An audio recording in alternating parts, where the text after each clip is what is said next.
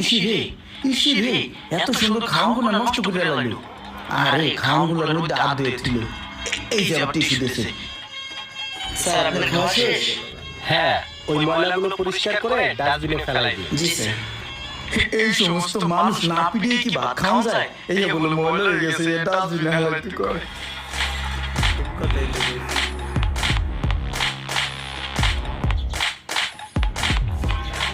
Sir please আপনার খাবারটা।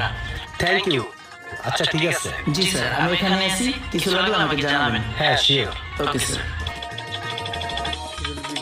Excuse me sir. Like subscribe করে দিন।